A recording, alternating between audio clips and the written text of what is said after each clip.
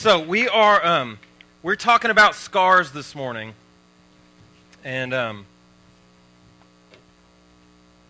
everybody. I think everybody has scars. You guys were. Oh, by the way, the number one answer given for the poll question was broken arm, but the correct answer for those of you who need to know is the collarbone. So if you guessed collarbone, that was actually correct. Just more people guessed arm than collarbone.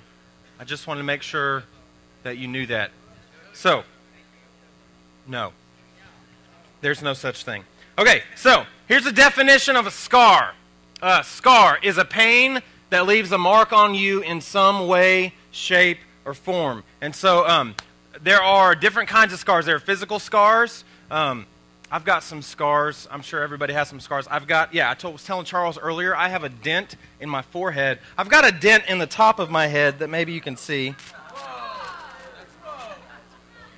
That's from... I'm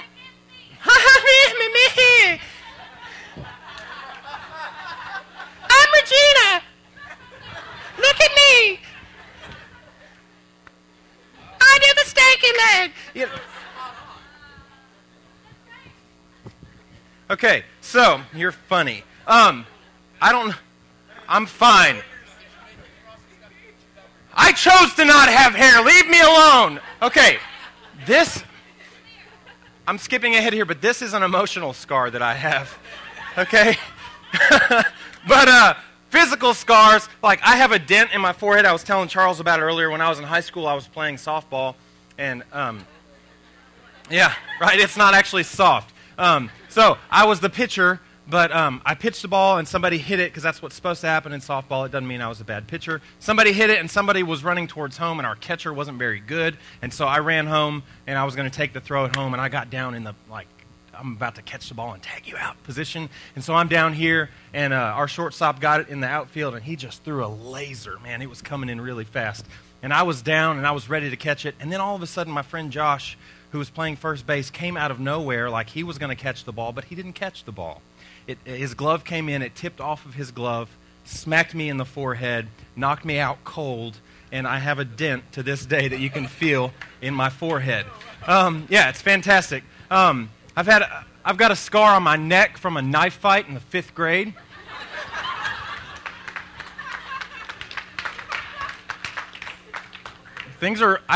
It's different here, but things in central Illinois in the middle of the cornfields are rough.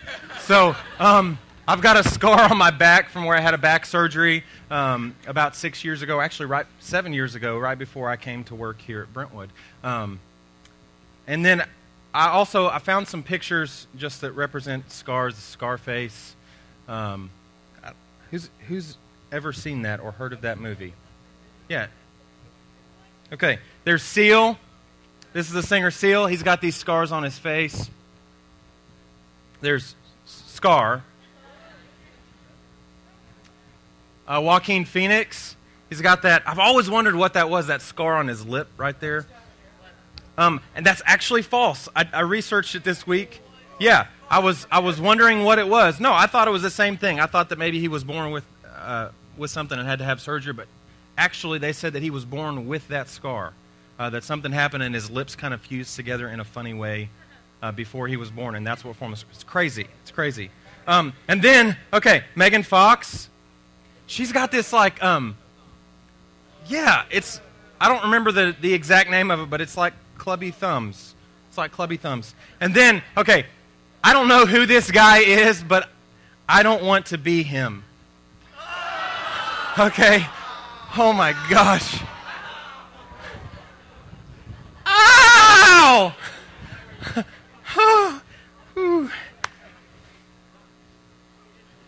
Okay, yeah. So, I'm going to leave this picture up so we can enjoy it for a minute.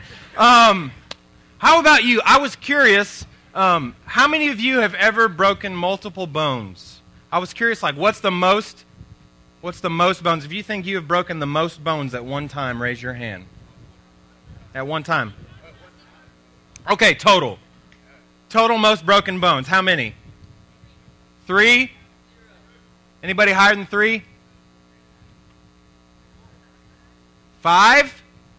What have you broken? Thumb 3 times.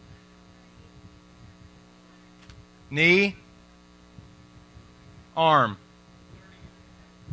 Todd, 30 bones. He broke 30 bones. Was that at one time? Yeah. Todd broke 30. He was in a car accident. Is this correct? About 2 years ago? Broke 30 bones all at one time. I want Todd. Yeah, Todd's going to. Do we have any more of those prize coupons? Yeah, give Todd one for that.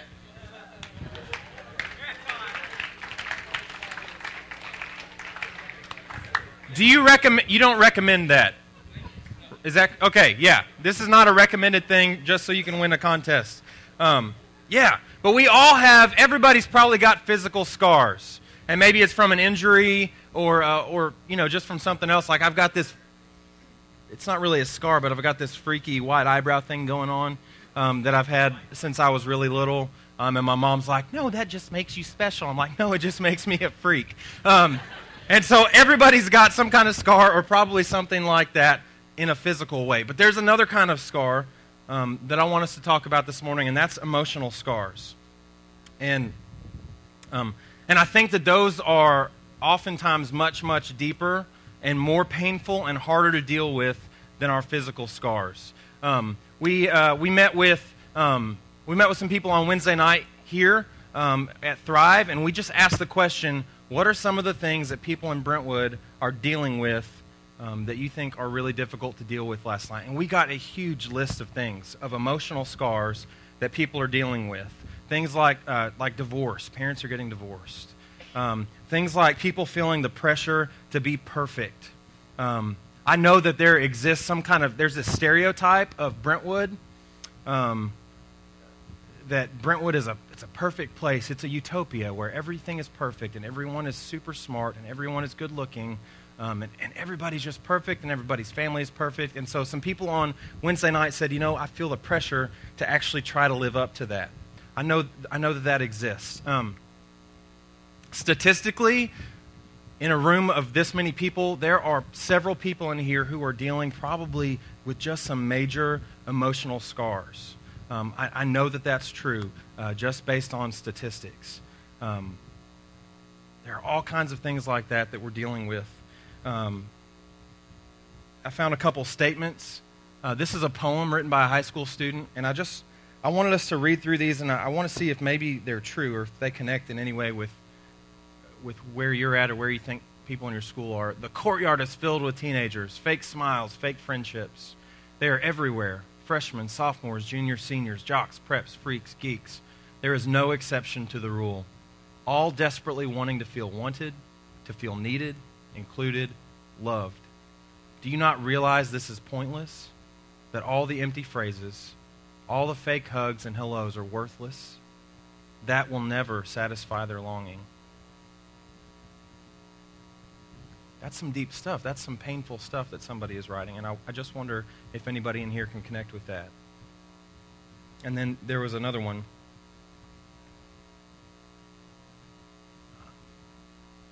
Somebody just talking about, I think, just life in high school, middle school in general. You have no one to ask you what's wrong. You can't take it anymore. There's too much pressure. So what do? Do you find someone to talk to? The pressure is too high, choking you like a noose. So you think, what's the point of fighting it? You try to think of the old days when you were little, when life was about having fun. All you need is someone to talk to, but it can't be your parents because they're always fighting. This is just somebody writing about their life experience living in high school, and I just wonder, does anybody else in here ever feel like that?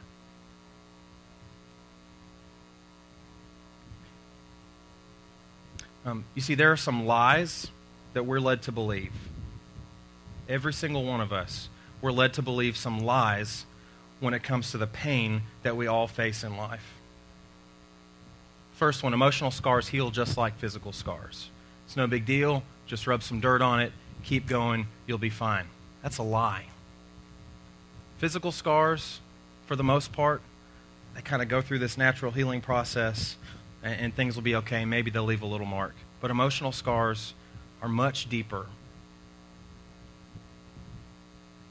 Here's another lie. People are crazy if they have emotional scars. Anybody who's got emotional baggage, they're just crazy. They just don't know how to deal with it. They just can't handle it. That's a lie. Here's another one. And this is one that I know hits home for us. Everyone must act like they have it all together. If you've never felt this way, then you have probably never been outside of your room at your house. But this is a lie. This is not the kind of way that God intended for us to live.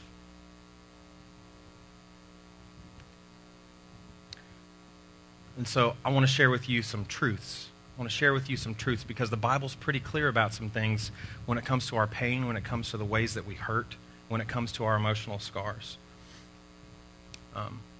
The first one is this. Everybody gets scarred, just in different ways, but everybody, without exception, everybody gets scarred. The Bible's clear about this. 1 Peter 4:12, which I actually think is the theme verse for the senior class at Brentwood Academy this year. Or something like this. I don't know if that's true. Do you guys know? It is true? Yeah. 1 Peter 4:12, dear friends, don't be surprised at the fiery trials you are going through as if something strange were happening to you.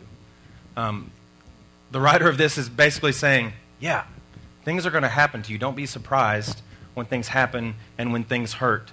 Here's something else. This is from John. These are the words of Jesus. I have told you this so that you may have peace in me. Here on earth, you will have many trials and sorrows. He doesn't say you might have. He doesn't say it's a possibility that you're going to have some trials and sorrows. It's potential that might happen. No, Jesus says very clearly, here on this earth, you will have many trials and sorrows. And I'm thankful that he doesn't leave it there because he says, but take heart because I have overcome the world. Here on earth, you will have many trials and sorrows, but take heart because I have overcome the world.